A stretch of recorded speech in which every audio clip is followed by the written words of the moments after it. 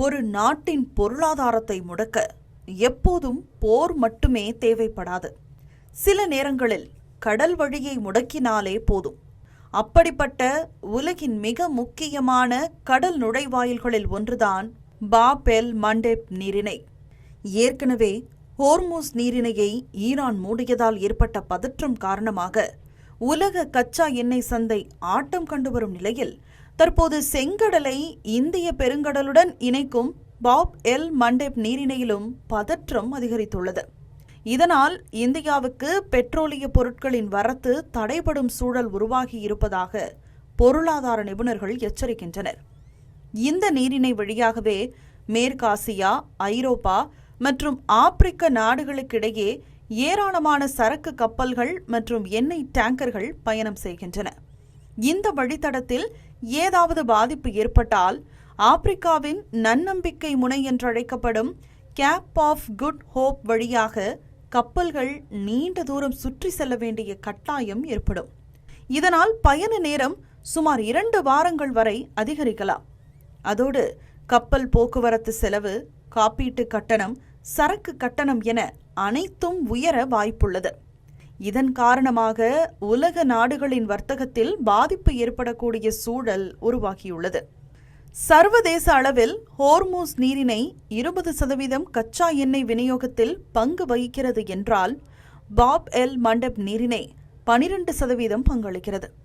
இந்த 2 முக்கிய கடல் வழித்தடங்களிலும் ஏற்படும் எந்த ஒரு பாதிப்பும் உலகளாவிய எரிசக்தி சந்தையில் நேரடி தாக்கத்தை ஏற்படுத்தக்கூடியதாகவே பார்க்கப்படுகிறது.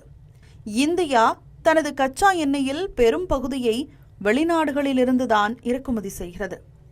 அந்த விநியோகத்தில் ஏதாவது பாதிப்பு ஏற்பட்டால் எண்ணெய் கிடைப்பதில் தாமதம் நிலவ வாய்ப்புள்ளது.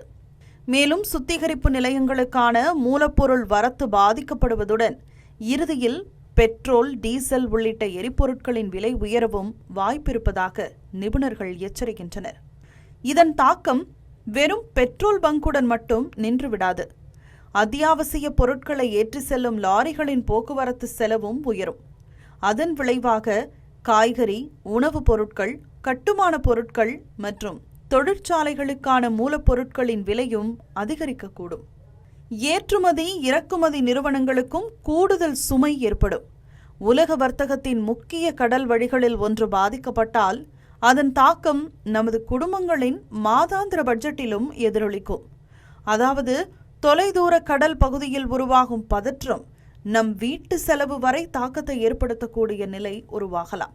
இருப்பினும் சர்வதேச கடல் வழித்தடம் மூடப்படுவதால் இந்தியர்கள் பதற்றப்பட தேவையில்லை என்றும், நம்மிடம் போதுமான அளவு கச்சா எண்ணெய் கையிருப்பு மற்றும் மாற்று விநியோக திட்டங்கள் உள்ளதாகவும் மத்திய அரசு வட்டாரங்கள் தெரிவித்துள்ளன. மேலும் நிலைமையை மத்திய அரசு தொடர்ந்து கண்காணித்து வருவதாகவும் அவர்கள் கூறுகின்றனர்.